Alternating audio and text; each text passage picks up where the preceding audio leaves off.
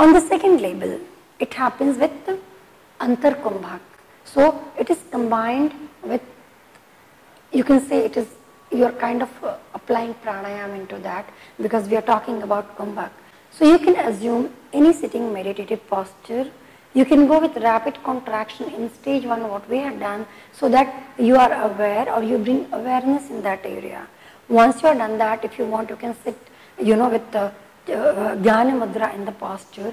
And while inhaling, or when beginning to inhale, you contract the anal area, retain your breath, and with the retention of the breath, you increase that holding in the anal sphincter, the contraction of the area. Once you think you are done with the breath retention, exhale, release that retention with exhalation, and simultaneously you release that holding of the anal sphincter. That becomes one round. So when you inhale, you are holding the anal sphincter tightly without straining your breath, without any tension in the throat area, and when you release, you start releasing that area. The most important part, when we are not used to this practice, we start involving the surrounding areas. Make sure it is only the anal area which is involved, which will happen with practice. The best asanas in which you can feel the engagement or the better engagement of Ashwani Mudra is any asana in which your hips are coming close by. When you bring your hips close by, it becomes very easy to contract that. But when the hips are apart, it's very difficult to perform that. So now suppose if you are doing Sarva Anga Asana or Sirsasana, and if your heels are together and toes are apart, you can actually apply Ashwani Mudra very well. If you are doing Urdhva Mukha Svanasana, which is the upward dog, because the hips are coming close by, it becomes very easy to perform Ashwani Mudra. You can perform in that. But if you perform, say, Adho Mukha Svanasana, you cannot, because your hips are out. As a result, you don't have that much of control in the anal area. Pelvic floor dysfunction is a very common problem, especially associated with women, and it happens because of weak pelvic muscle and also because of the supporting muscles which help in performing those functions optimally.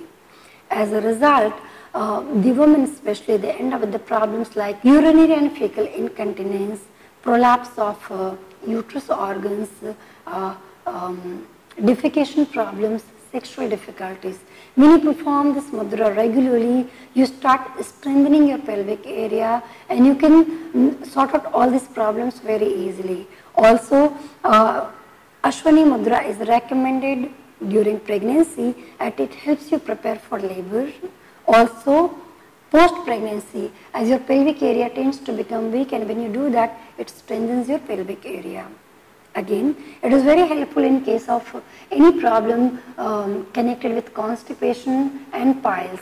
Now, during piles, we have a lot of accumulation of blood and in that area. When you perform Ashwani Mudra, especially in inversion like Sarva Anga Asana and all, that is released and all those accumulated toxins are removed from there. And you feel a lot of release and relief from the pain in these situations. Ashwani Mudra is also helpful in case of prolapse of rectus or rectum area, or it is actually recommended for male in case of premature ejaculation.